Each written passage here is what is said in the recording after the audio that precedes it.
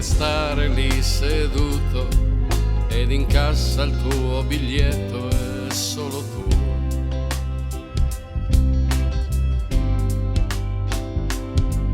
Il coraggio, anche paura, ribellarsi alla speranza è più caro. Ci si può cadere dentro in un incubo kafkiano in attesa di parlare con Godot. Puoi incassare il tuo biglietto con la spocchia del vincente, a chi beve forte e a chi non brinderà. A che serve liberarsi di un mondo artefatto se ci tocca fare a botte col destino? Conosciamo pochi venti che governano la vita, c'è chi ha ancora un sogno e chi se lo scordò. Forza, che il libro è ancora aperto, il passato è ciò che resta ed è tutto quanto basta.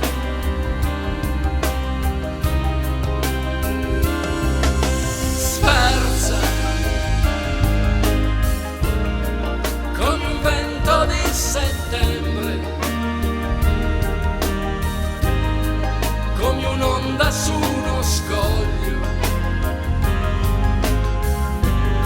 senza un attimo di sosta.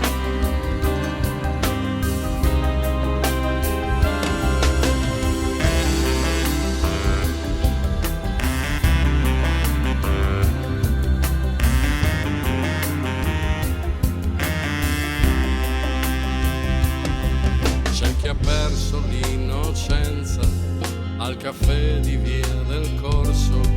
Chapeau, chapeau, chapeau. C'è chi non ha più presenza e continua a rintracciare Godot, Godot. Qui ognuno dà consigli, consegnandoci silenzi. Il giardino della vita è un gran bel film. Puoi incassare il tuo biglietto con la spocchia del vincente, potrai bere forte ma non brinderai. A che serve liberarsi di un mondo artefatto se ci tocca fare a botte col destino?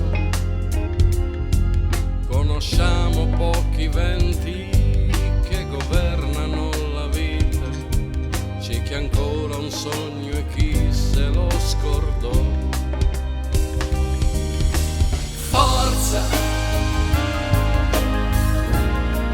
che il libro è ancora aperto,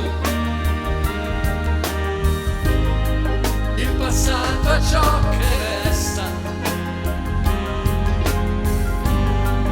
ed è tutto quanto basta.